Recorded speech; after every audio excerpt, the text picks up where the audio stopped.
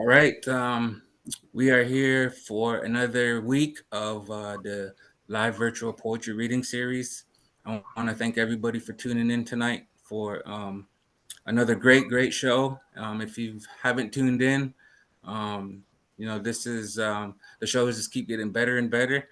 I want to thank everybody for supporting the Indigenous People's Art Gallery and Cafe. I want to thank people for supporting Indigenous art and artists.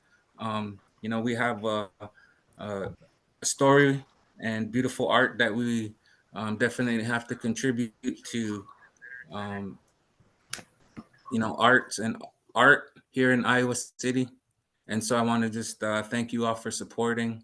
Keep supporting. We have a donation link on the Facebook page. We have some really cool things going on as far as the Red Excellence movement. There's info again posted on the Facebook page, but we're looking for writers and poets to contribute and submit their work for this anthology book we are publishing. Um, you get a T-shirt, you get to show and hopefully inspire young people to you know uh, uh, be good people, be good individuals, which ultimately contributes to them being good members of their tribal communities. So we got information about that. And also, if you know other poets and writers that would like to be a part of this reading series, do their thing live on our virtual stage here at the Indigenous People's Art Gallery and Cafe. Definitely, there's info to get a hold of me. Um, Also, check out the website, www.indigenousartalliance.org. We have some cool things going on. Stay informed and see what this art gallery is about. So, again, thank you for tuning in tonight. We have a great lineup of poets. And so, with that, we're going to get started with our first reader. Thank you. Bonjour, my name is Halee Kirkwood. Thank you very much, Dawson, for inviting us to share our words and our stories tonight. I'm really excited to be here with Mary, Leauna, and Max. So I'm going to read some poems and a little bit more about me before I start those. So I live in Minnesota, Makoche. I live in Minnesota, Minneapolis, Dakota homeland. And I'm Fond du Lac Ojibwe. I'm a direct descendant. I'm also mixed settler as well. So identify as Ojibwish, which is Ojibwe and Swedish American. So that's my name for the mix. And so the first poem I'm going to read tonight is about this lake that's inside of a lake, or was imagined to be inside of a lake. So being Fond du Lac Ojibwe, Lake Superior is really central to our identity and our culture and our history. And so I write a lot about Lake Superior kind of obsessively. And I'm very interested in all the different histories and realities and dreams that have happened around it. And one that I find very fascinating is one of the first kind of French voyagers into the area had this idea that within Lake Superior there was a secret hidden lake that he had almost like hallucinations about. He imagined that it was like a lake of hell. He had very vivid visions of what it was, and he seemed like very frightened by it. So I'm interested in the stories that the settlers and the voyagers told about our homelands, but the stories of ours that are kind of still inside of those, or the stories that are not beneath the surface, but they're right there beside it. So this poem is called Lake Inferior. Sir Duluth, when I die, let me sink into the lake you imagine roiled beneath the lake. I am too certain of my will to haunt to be allowed on land. Lac d'Enfer, Lake of Hell, infernal land of mistranslation. Some claim it's this weather that gifts us our bipolar, going from 70 degrees one day to a blizzard the next, snow on the 4th of July. I'll die with armfuls of pearlescent ologies, weather-soaked, double rainbows, water spouts, and sundogs, a freezer full of hail. My hair in rainy snarls, zebra muscles clung in thick braids. I'll be a phantom mermaid, Nibanabe, peering at cabins and lodges, buttressing the ore pellet shore, teeth strong enough to crack agates like chocolate eggs. I'll finally know sleep in the imagined hells of French voyagers. I will savor their vertigos as I spiral down with eel pout, sturgeon, and sculpin. We will celebrate our copper knives, our ancient largenesses, that rumor and murmur of something that's been inside of you this whole time. Next poem I'm going to read is about it's a figure in Ojibwe cosmology that is he's kind of a bad guy. He's kind of a neutral guy. He is a cougar, serpent, deer figure, and the Ojibwe word for him translates into English as the fabulous night panther, which is a pretty fabulous name. And so this poem begins with 3 different quotes. The first quote is from Michigan's DNR page. And they write that cougars were originally native to Michigan, but they were wiped out from Michigan around the early 1900s. The last known wild cougar legally taken in the state happened in 1906. The next quote is from the Ojibwe Sky Star Map Constellation Guide. And they write that Mishu Pishu is a mountain lion, cougar, puma that was once more abundant in Minnesota than it is today. The big spirit cat lives at the bottom of lakes like Yichigami and can cause flooding or water danger. Curly tail rises in late winter and is overhead in spring. And the last quote, again from Michigan's DNR. On August 17th, 2019, a trail camera photo was captured of a cougar on Hiawatha National Forest land in Delta County. Sublime dream as the fabulous night panther. The men had come with the coal. My children wondered if one necessitated the other, dock women catching fogs with woolen skirts unfurling across the harbor. In dreams, I'm always at the beginning and end of the world. In dreams, I, chimera, cast my lynx stretch, catching antlers and slopes of sunlight. Fresh water runs over my scales, my feathers. I'm everything I ever wanted to be. The purr beneath thinning ice, hiss of frozen red pine roots dangled from sea cave edge. I menace night skies with my creamy haunches, cranking worlds toward flood and taunting Benese Wog in my language of coppers. The only place I speak my name is in dreams, and so I sleep until one day, the first lights of industry blinking frank and silent across the shore. I became boring and bathed in potholes lamplit by indigo meridians. Sailors leapt from whaleback ships in pursuit of pliant bodies. So I mimicked a nymph in the waterfalls of ruined auto parts. I became patron saint of flipped ATVs. One day I'll take my floods back and wreak extinction. I'll ruin the hotel linoleum, covering roads with sweet water. It'll be all your newspapers can talk about, how I will be swimming all damn day. Next poem is, if you know any Ojibways, we might try to impress you with our word for blueberry pie. It's really long, it's very hard to pronounce, and I am a beginning language learner myself, and I still can't quite pronounce it. I don't know if I'll ever get there, but I'm trying, and so this poem is about it's about language learning, really. And it's titled Self-Portrait as a Blueberry. Before we make the pie, I need to learn to pronounce my name. The one that tells you exactly how I'm built. Mini Bosch, stainer of fingertips, the one who molts blush to blue. Mini Bosch Kimina, a stolen taste of the sun.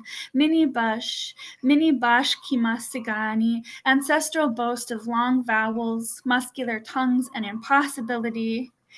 Nina Bosch Quina Sigani Batuya Sijigani Bakwajagan. Bakwajagan. Best at endings. I'm the one hidden in the velvet folds of your tongue, the one who stutters the summer sweet.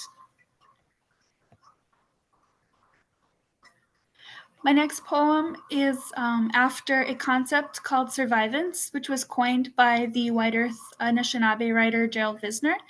And Gerald Visner, he defines survivance as an active sense of presence, the continuance of Native stories, not a mere reaction or a survivable name. Native survivance stories are renunciations of dominance, tragedy, and victory. I'm really inspired by his concept of survivance and try to embody it in my poems. So this poem is about that concept, and it's titled Sometimes When Reading. My mind slips to some other place that witnesses the fusion between text and the lace of nerves within my body. I think of the money I have now, think of maybe buying a hammock by the river, haunt some quaint tea shop, remember that old culvert, the concrete edge, legs dangling, late fees and the lake. Sometimes when reading, I think about snakes. I wonder why they've become for me an emblem of storytelling, something far apart from Eden. For so long, I didn't know the shape of my own stories. I could not wrangle this writhing sack of snakes. There was one scale for each cousin, a scale for each needle and bottle, a refracting rainbow of one time back then and if, a dry mold of years before and after your death, a fang for each survivance. This next poem is titled Ichthyophile. That is a word for somebody who loves fish. Ichthyophile. In this dream, I try to show every poet I know the sturgeon tank at the Great Lakes Aquarium, where I used to watch the divers toss chum to the fish churning in their wisdom. They are the kindest beings you'll ever know, I sobbed to the poets, but somehow we're corralled at every turn into a windowless classroom. The day before, my coworker asked me to tell the story of how sturgeon gifted Anishinaabe people the cross, but there was no snow on the ground, which I was taught makes the spirit restless. And I only have an impression of the entire story. What I can tell, no matter the weather, during the Industrial Revolution, men used to power engines with sturgeon corpses from the Mississippi, jealous as much of submersion as flight. I can also say that they used to grow vast as islands that were seeded with our storied dreams. My last poem before I turn it over to Mary and Max is about a painting that I encountered when we were at a poetry fellowship with each other at the Library of Congress with Indigenous Nations poets. And in the library there was a series of paintings called The Evolution of the Book. And one of the paintings featured two Native people who were writing in a book. This was a painting, I think, from around the 1800s, and I was really interested in what that painting meant. What did it mean to put Native people at the beginning of it and not in the present of it? So this is my my attempt to kind of question that painting. And it's titled Adoration. After picture writing and the evolution of the book series by John W. Alexander, Library of Congress, Thomas Jefferson Building in Washington, D.C. Where do they begin on the Book of Fur, mural snagged in the hall of studied light? You could consider the author's partner odalisque on parched grass, but look closer at her gaze, of fierce attention, as if to say the evolution of the book was naked save for a shared copper armband guiding the hand toward form. Intention here is likely less than kind. Voyeuristic cartography of the Indian muse, animal implied. But I've been told of our birch bark scrolls hidden within sea cave freeze and thaw, and I remember Sky Woman's mural in my hometown public library, radiant amongst paintings of glorified pine and railroad barons, mothers leading us through our own unsunk islands of story. Perhaps the evolution of the book begins there, at the first memory of belonging, where a tip of red paint declares what has always been ours. Miigwech.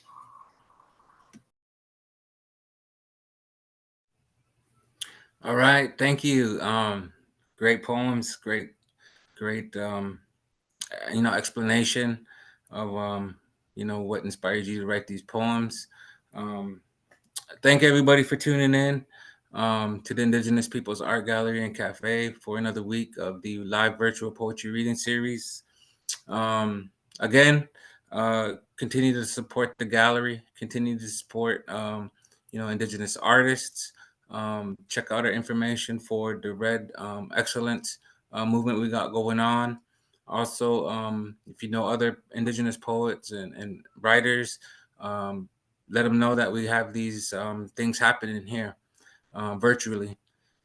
So with that, we want to get into our second reader for the night.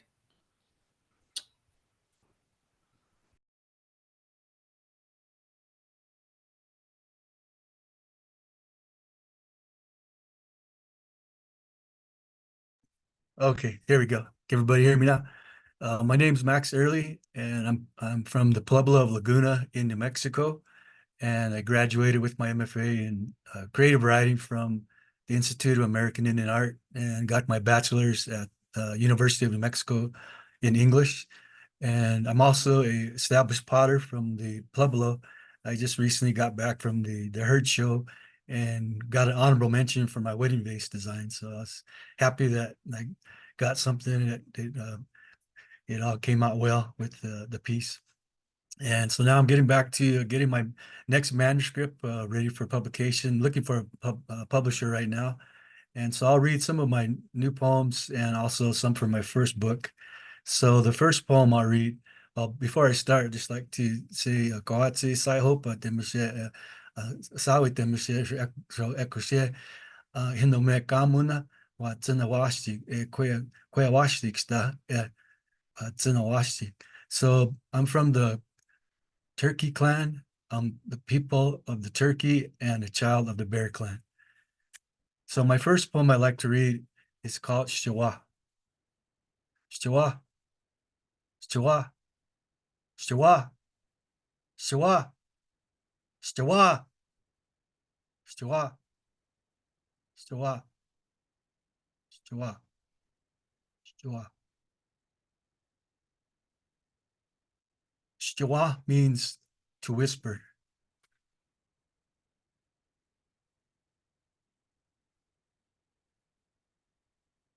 The next poem I read is called Deer's Breath of Every Color. And a lot of my poems have imagery of the deer because they are a sacred animal that we do use for subsistence, but their spirit is honored throughout the different villages and tribes, and one of our sacred beings.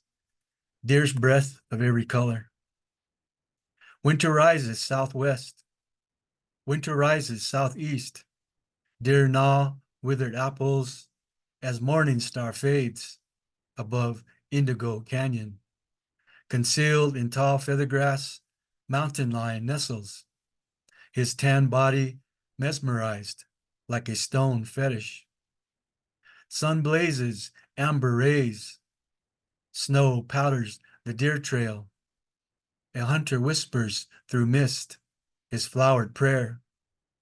Mugeist, hushte, mishkayu, komatsini. Mountain lion man, it's already morning. Help me.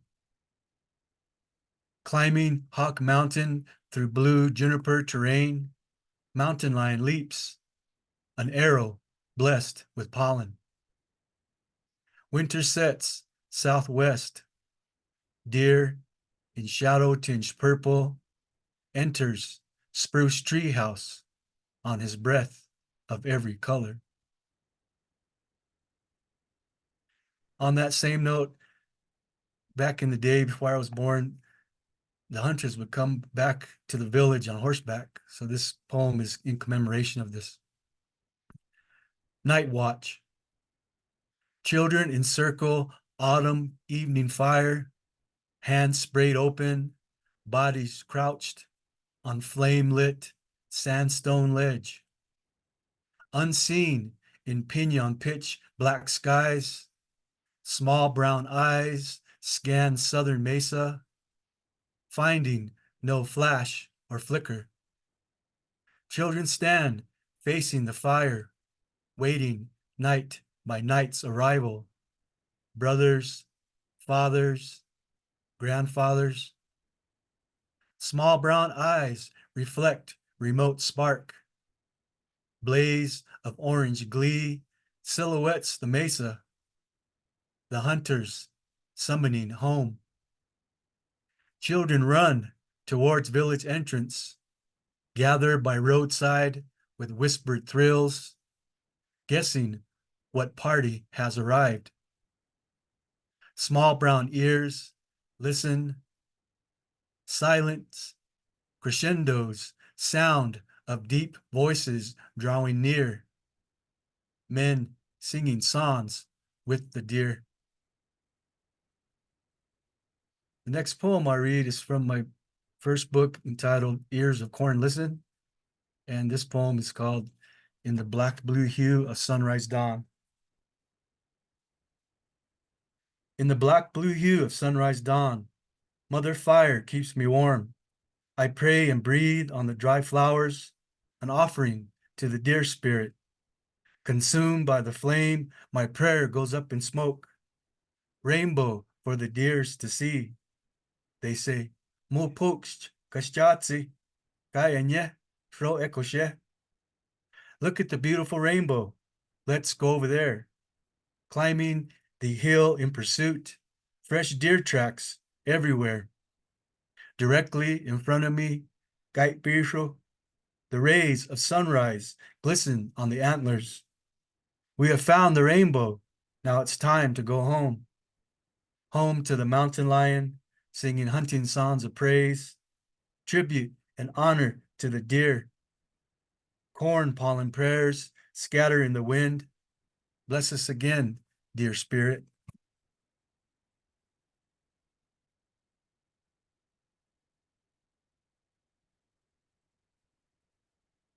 Then throughout the winter time here in the Pueblos, we have deer dances. And one of my friend's daughters, she was about 3 or 4. It was her first time taking her to the deer dance. And I wrote this poem, and the little girl's name is Delasia. So this poem is called Delasia's Necklace.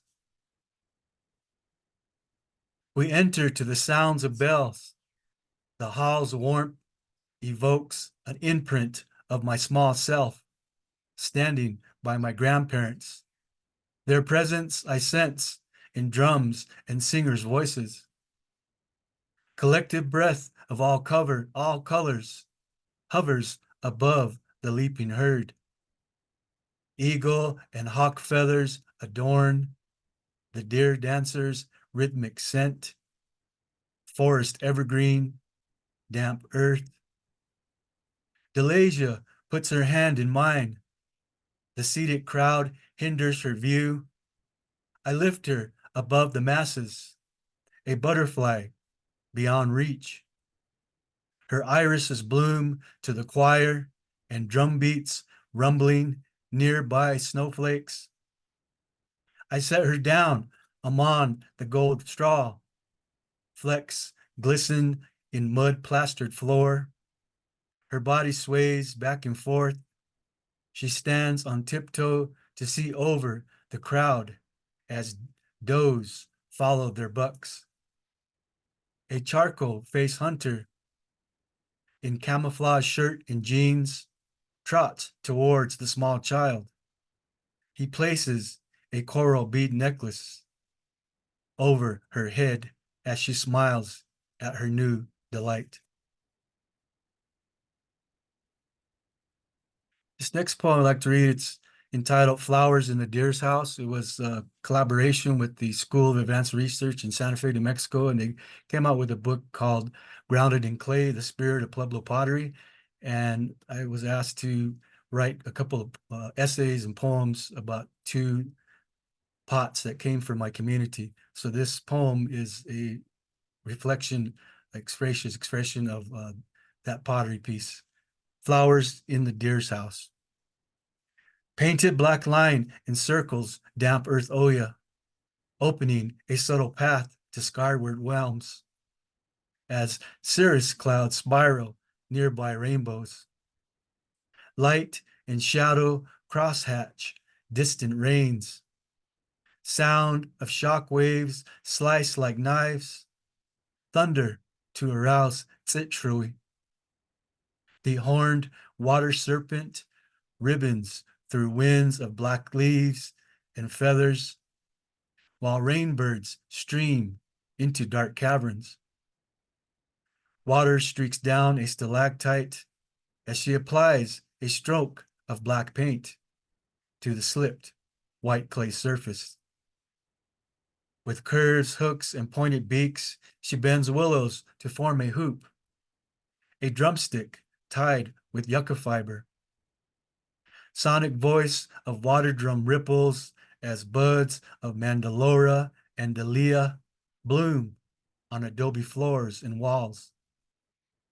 Outside the house of fluorescence, burnished moon of ancient pursuit, halos, night sky, when stellar trail glistens north. Cosmic starflower guides her journey to a trio of bucks standing silent in the deer's home at winter solstice. As she sketches the eyes of the deer, she whispers a blessing of fortuity to enhance her man's chances of game. From mouth to slender neck to mid-body, she paints reddish brown line to an arrow-tipped heart above a belly of Baya. She exhales as she exits the opening through thoughts and prayers infused on clay, prosperous hunt, abundant rain, long life. Unfired masterpiece nestles in her lap. She lays her yucca brush aside to rest and daydreams of her distant relatives. Her fingers roll the silver pearl necklace she wears night and day, a gift from her father when her mother returned to Leauna. In the days of horse and wagon trails, a child from the Zuni Coyote clan, she treasures designs from her father's kin. Into the fired Grand Olla, she pours cascades of blue from bare grass baskets, storing shelled corn for winter sustenance. This next poem is in honor of all the different clan women who they still grind corn, but it's not like how it used to be where every clan had a grinding house and they all had their own individual songs. A lot of that is dying out now. So this is in commemoration of the grinding stones, which fed our people. And we also used the cornmeal as an offering of prayer. The stoned, shaped by song. Only once at dawn I unearthed a grinding stone beneath a dirt floor at the old horse corral. She sang Yaana clan songs when there were those songs in the field, now barren and bursting with tumbleweeds. The land parched as potted polenta or peeled paint. Her skin, black lava. Her hair, shelled white corn. Her body curved like a half-moon crescent. Her face, rounded smooth, had thinned from wear like sand the oceans washed ashore in the rise and fall of tide. A Hawaiian black sand beach, the flavor a salt woman. Red seaweed and slender green, yucca, shitrani. Heirloom corn seed planted on a warm autumn day. Sprouts and fades as songs wither into stillness, or bushes of sumac berries in the abandoned field. Red fruit the deer devour, tart and tangy as hibiscus lemon tea. A mist arises when the stone recalls the clan women's voices. Singing her songs, she remembers the rhythmic milling sound of mano and matate. She craves cornmeal and ground wheat. She cherishes the last song sung to her. She hums forgotten tones. I lift her up and say, come home with me. Rest in Cusco's garden. Sing with me.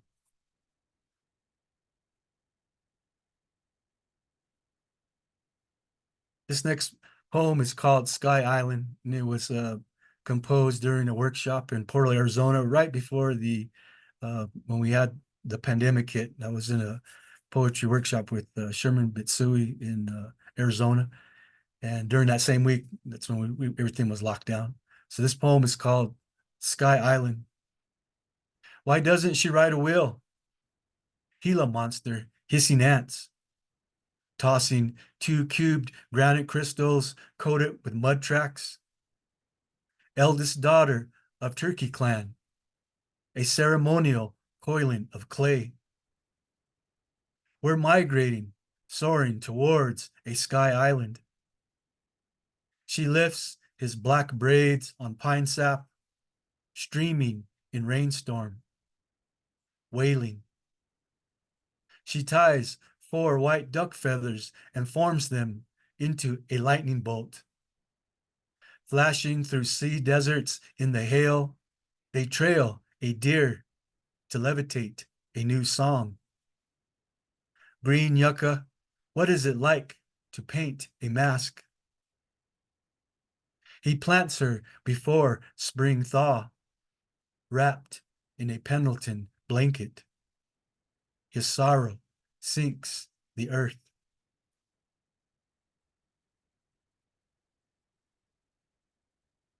On a happier note, I'll read this poem. It's about some of my pottery pieces that I haven't worked on for a while, and they're sitting in the cabinet, and they've been waiting for a long time.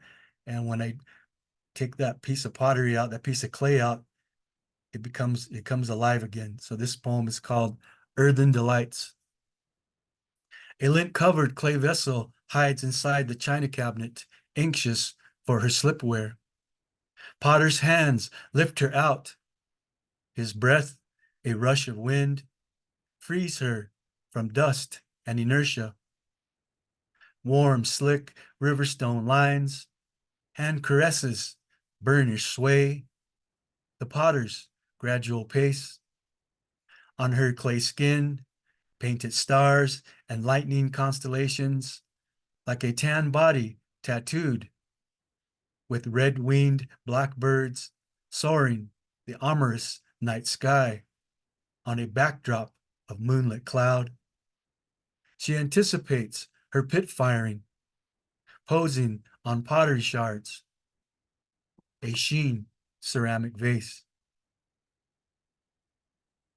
So the last poem I'd like to read is from my first book, Ears of Corn Listen. It's the first poem, and it's called Conveying Spring Rains.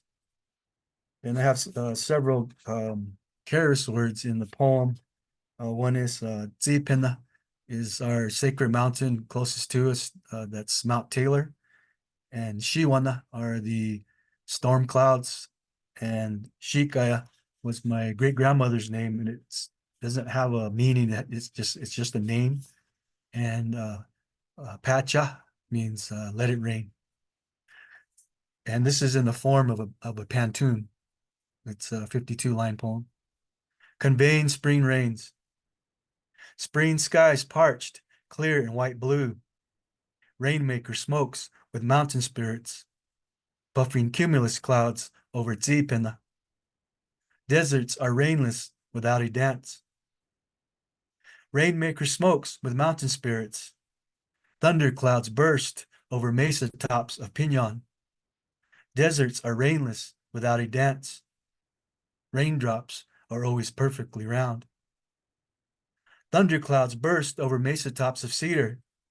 Summer rain is falling on Mother Earth, so raindrops are always perfectly round, tapping ponds like rapid drum beat circles. Summer rain falls on Mother Earth to herald the Shiwana on southwestern lands, tapping ponds like rapid drumbeat circles. Frogs croak their chants and dance once more. Herald the Shiwana on southwestern lands with water designs of drizzling cloud drops. Frogs croak their chants and dance once more. Sunrise ends their showering leap of music. With water designs of drizzling cloud drops, women draw water in painted bird oyas. Sunrise ends their showering leap of music. Now they walk, bearing jugs above their heads. Women draw water in painted bird oyas. Red woman and blue woman balance as they walk, bearing jugs above their heads, home to their mother, Shikaya's house. Red woman and blue woman balance, dawdling along the ditch of running stream, home to their mother, Shikaya's house. Red woman's swaying pot spots sister's eye, dawdling along the ditch of running stream. Corn leaves glisten bright with drops of dew. Red woman's swaying pot spots sister's eye. Blue woman reaches up, saving, sliding Oya. Corn leaves glisten bright with drops of dew. In the mud, Shikaya wears no moccasins. Blue woman reaches up, saving, sliding Oya, yet loses her pose and her pottery falls. In the mud, Shikaya wears no moccasins, and she says, Pacha, let it rain. She loses her pose and her pottery falls, like a cloud still clinging to a rainbow. When she says, Pacha, let it rain, Mother Earth becomes filled once again.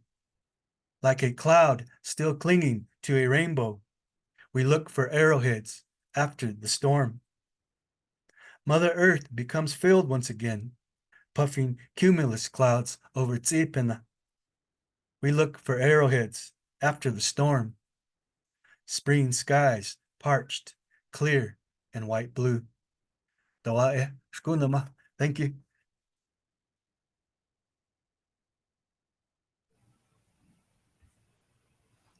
Wow. Very powerful stuff. Very, very powerful. Ladies and gentlemen, this is what it's all about here at the Indigenous Peoples Art Gallery and Cafe. This is what the vision was, to bring and showcase Indigenous writers, Native writers from all over this country. And that's what you're getting right now, is a clear picture painted by all of these you know everyone that we've had on our show. You've went all across this world with stories and poems, and that's what it's about. So I continue to ask for your support, so we can keep doing this, so we can and bring it to you live to the art gallery here in Iowa City. So um, yeah, that's what it's about. It's very powerful. I'm just, all the visions and all the pictures he painted. I'm still just trying to process it all. So with that, we're gonna get into our third and final reader. Um, Again, thank you both for your beautiful work. So here we are with our third and final reader for the night. So, thank you so much, Dawson, for having us. I'm so happy to read, especially with Max and Haley. It's great to see them and be able to read. Hopefully, I can follow those amazing poems that we just heard. So, a little bit about me. I don't even know if I introduced myself. My name is Leauna Christensen. I'm enrolled Eastern Band Cherokee. Though I was actually raised in Phoenix, Arizona, by my Cherokee grandmother and by my Hispanic grandfather. And I've lived kind of all over, including back and forth near and in North Carolina, which is where Cherokee Motherland is before the Trail of Tears, and where Eastern Band folks still reside. I actually just this summer completed my doctorate in Mississippi, and am now actually back on Cherokee Motherland teaching in Knoxville. So just 2 hours from our reservation, but also again, this is ancestral motherland. And there's actually the campus that I teach at, there's a bear mound right outside. So it's, it's a strange place, but it's good to be back home, even if others now call it home.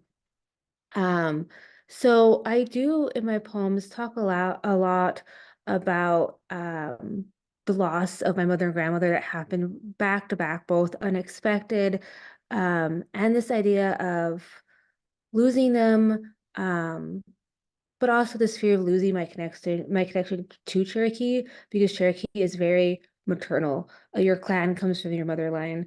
So this kind of fear, and then with this fear, I started thinking more about language loss and land loss.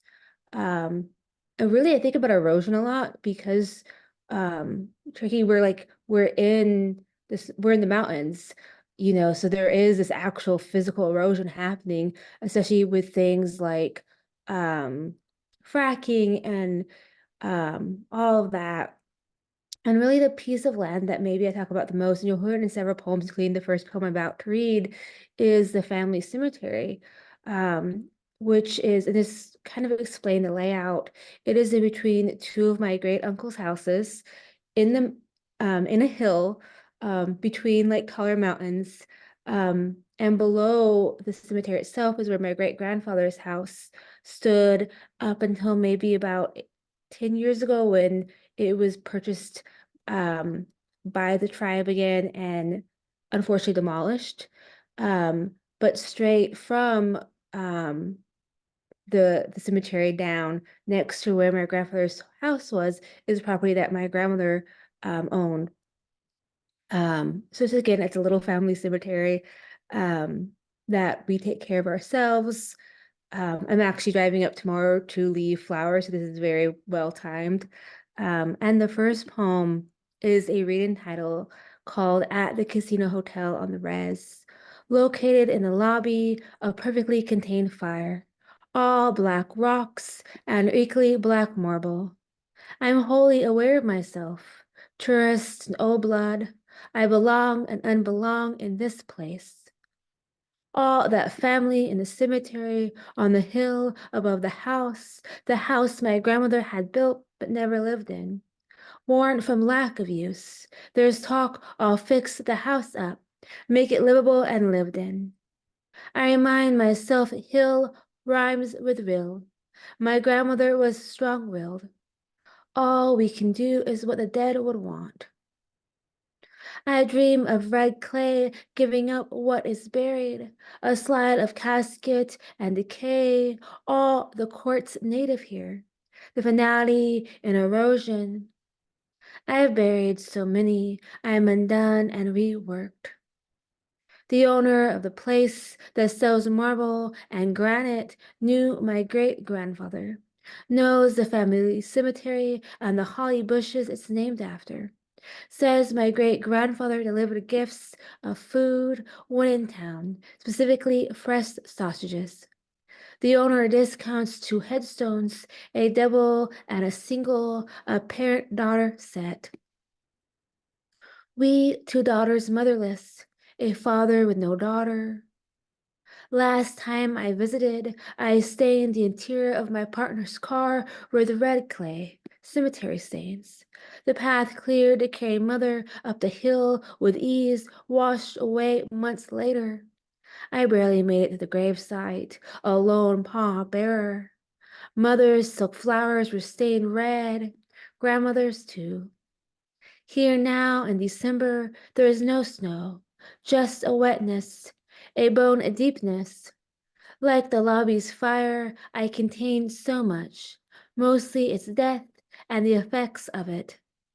I contain so much, my blood is percentages, quantum printed on a card in my wallet, the card so much like a driver's license, it can be used at the bar on the casino floor, an alternative form of identification in case I'm lost. When I last talked to my grandmother, a bird flew to me confused. When my mother told me she found my grandmother's body, my knees bruised against carpet, and I don't think I ever wailed before. I was my mother's final phone call. We almost filed a missing persons report. before we knew she was lost, but not that kind of lost. How our bodies become statistics. My mother was once in this lobby, belonging and not belonging. And it's only a woman that looks like my mother who walks past now. And we're actually going to stay at the casino again tomorrow night because they have a sale going on. So we'll see if maybe part 2 of this poem is created. The next poem is also a read-in title. I have a lot of those in the manuscript that I am finishing up right now.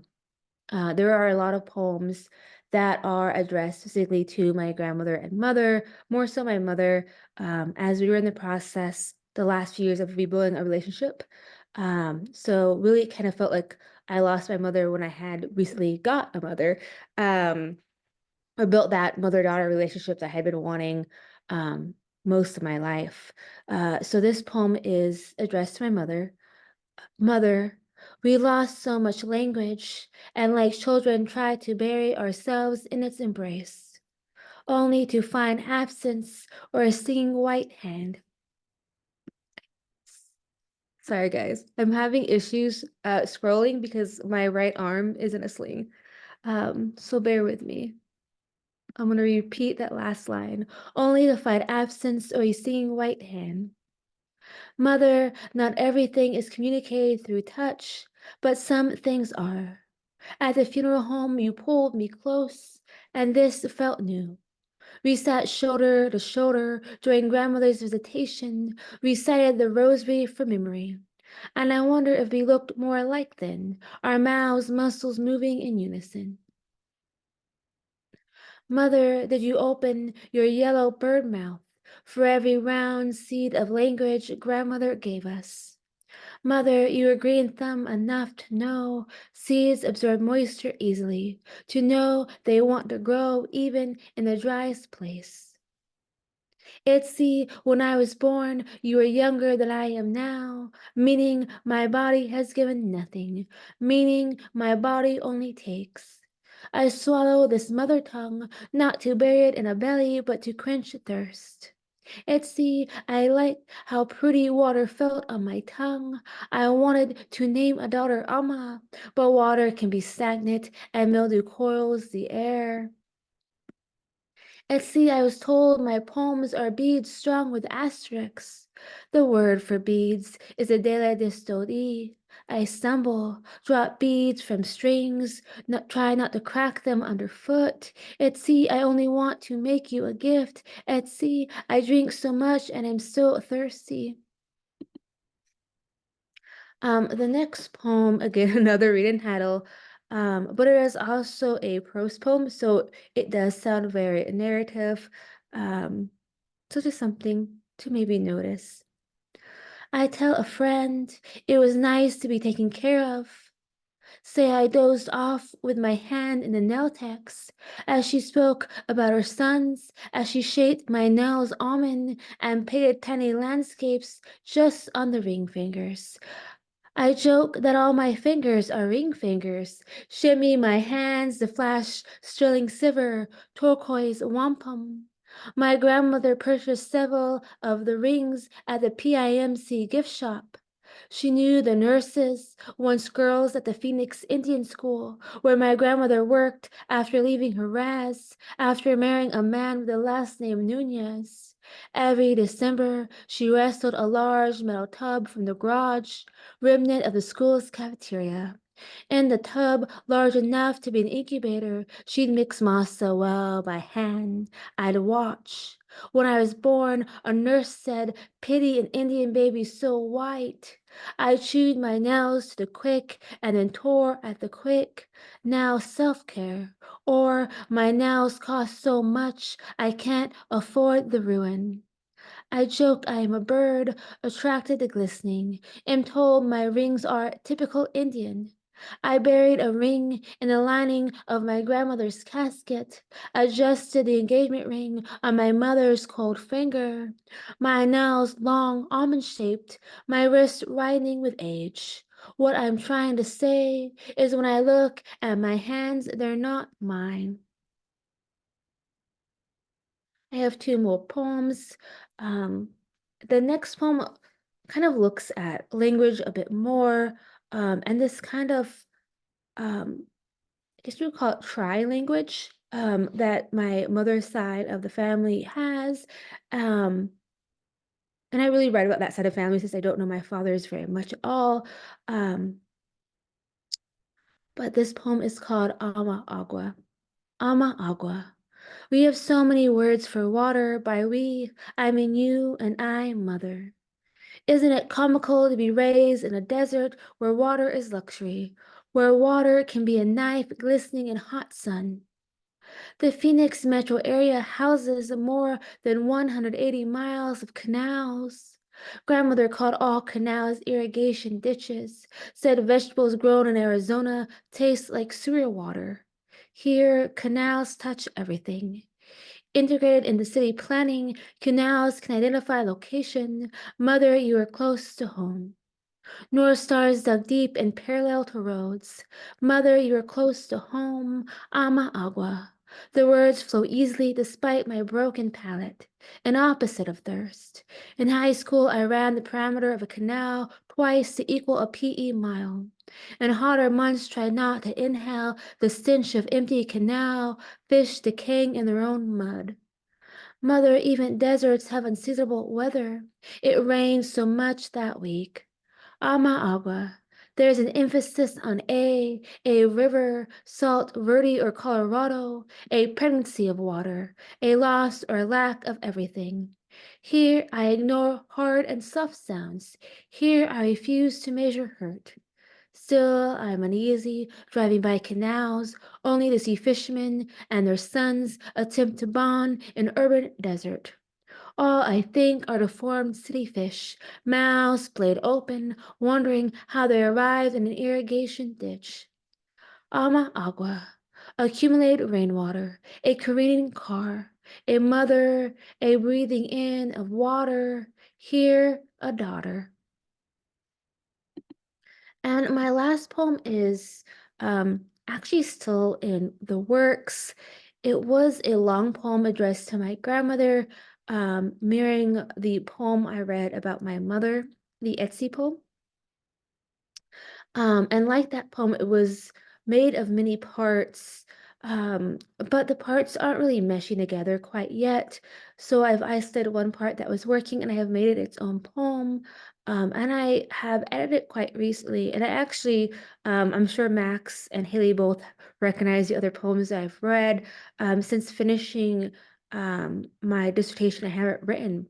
Um, it's just been, I think I'm still recovering from that adventure. So a few weeks ago when I edited this poem more, that was really my first step back into writing. So it's still a little clunky. It's still working the kinks out. Grandmother, I haven't cut my hair. It's still long, undyed virgin.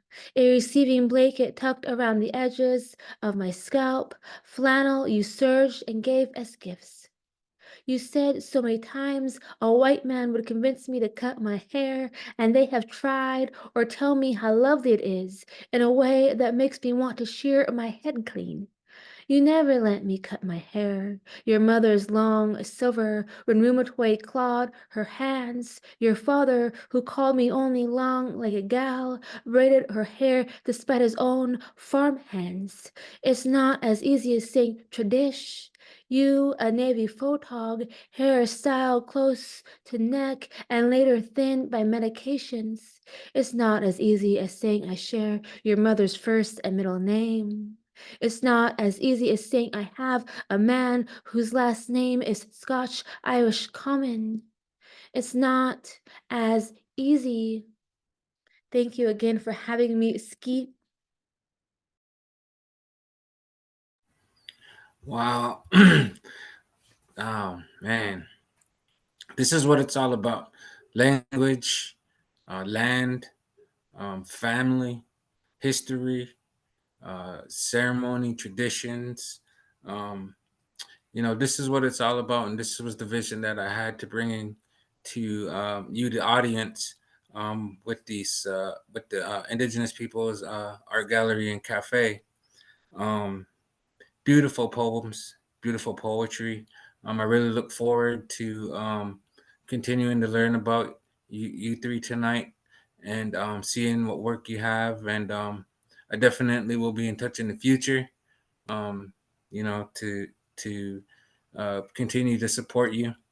Um, uh, People out there, support these artists. I always, um, promote for you to get to know all of these artists that come on this virtual stage. Um, so many beautiful words, so many beautiful visions, and I'm really like, yeah, trying to take it all in, and that's what this is about, though, is showing you and bringing this to you, the audience. And so I want to thank all of our readers tonight, Halee, Max, Mary. Thank you so much for doing this. Thank you for everybody for tuning in. Um, Continue to support the Indigenous Peoples Art Gallery and Cafe.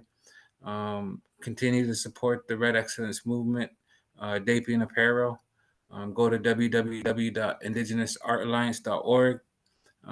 Just keep continuing to support us, and we'll keep bringing all of this dope poetry, this dope art, um, everything that we have in store for this Indigenous Peoples and Art Gallery and Cafe. So with that, I just want to thank you all for tuning in. And once again, thank you for reading your beautiful poetry.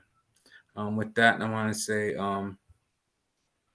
you know, uh, good night. Good night from all of us. Um, yeah, man, I'm really grateful. I'm really blessed to see witness you guys' poetry. So thank you. And yeah, that concludes our show for tonight. So thank everybody for tuning in.